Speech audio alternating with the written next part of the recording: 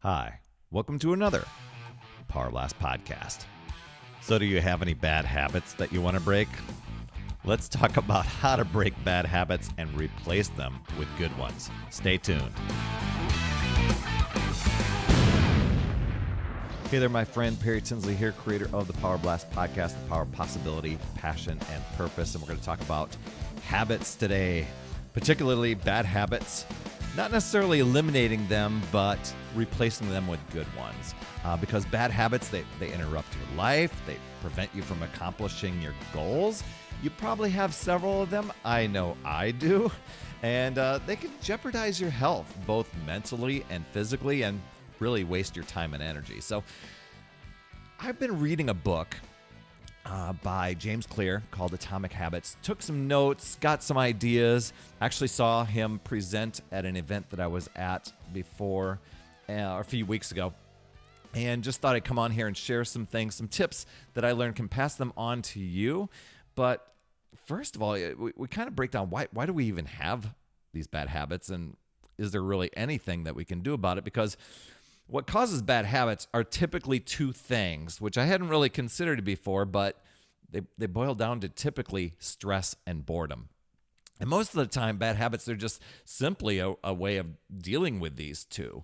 Everything from biting your nails to overspending or going on a shopping spree, or even wasting your time on the internet.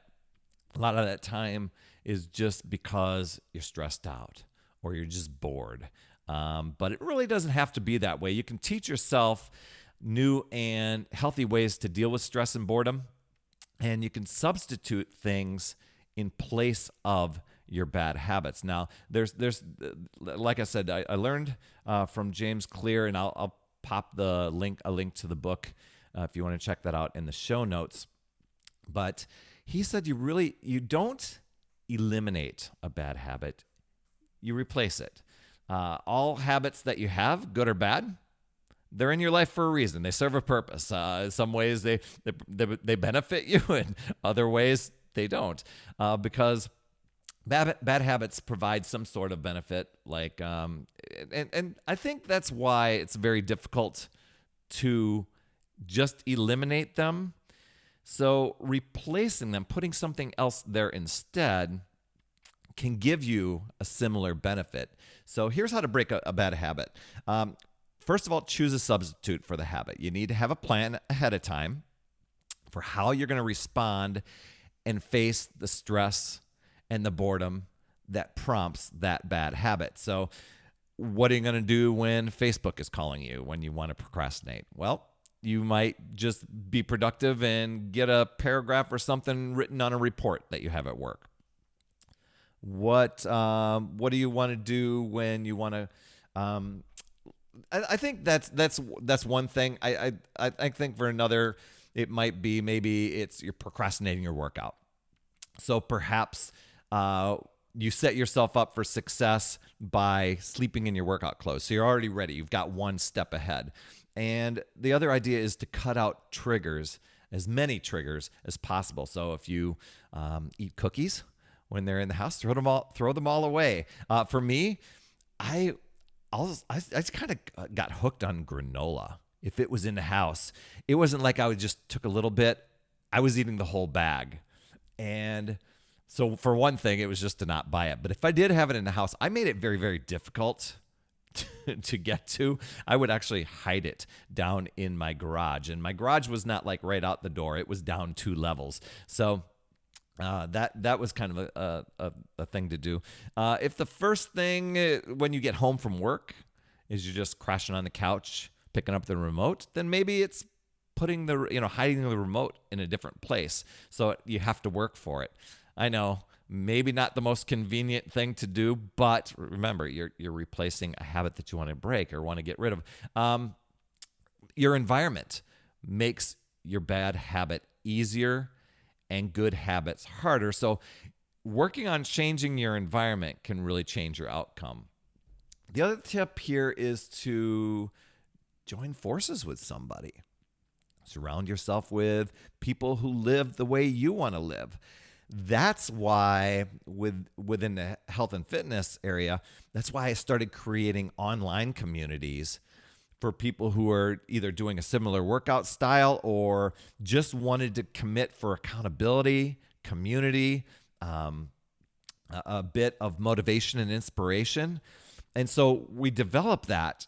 And even when you start to get off track a little bit, people tend to welcome you back in or check in on you. Are you doing okay? Or you see somebody else checking in, so because they did, you want to. And so when you start to slip into some habits that you don't want to have, it's easier to come back to the ones that you're, the good ones that you're replacing in for it. I think another big one is visualizing yourself succeeding. I love visualization. I know it's just kind of a close your eyes and mindset sort of thing. Sometimes it's doing like a vision board. For a friend of mine, she wanted to succeed and wear a special shirt that she had bought. So she bought it one size too small, and she could visualize herself succeeding, and that was always in her mind. That was the goal, was to be able to lose the weight so she could fit into that. So where do you go from here as you're doing these? Well, one thing that James Clear recommended was to start with awareness. When does your bad habit happen? How many times do you do it each day? Where are you when it happens? Who are you with? What are the triggers and the behaviors that cause it to even start? And simply tracking those issues make you more aware of the behavior and can give you dozens of ideas on how to stop it. Because, okay, this happens before here. I used to be a smoker.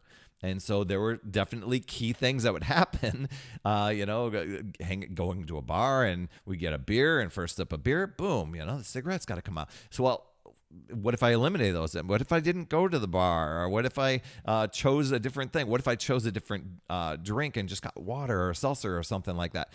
Do those things happen? What are the triggers, or who am I with? So track how many times the bad habit happens. I'm going to say breaking a bad habit, as you probably know, you've probably done that before. It takes time, it takes effort, and it takes perseverance. You really got to stick with it, and you got to keep going. So I hope those tips are beneficial to you. I'm all about empowering habits and finding good ones to replace. That's why I created a huge list, a cheat sheet that you can download. Many of them you can do under 5 to 10 minutes a day to replace a lot of the habits. I think they'll be able to catapult you to have more focus, more productivity, a happier, clearer mindset, gratitude sort of thing. I think you're really going to be enjoying those. So go and download that cheat sheet at morningsuccesshabits.com. I know you'll love it.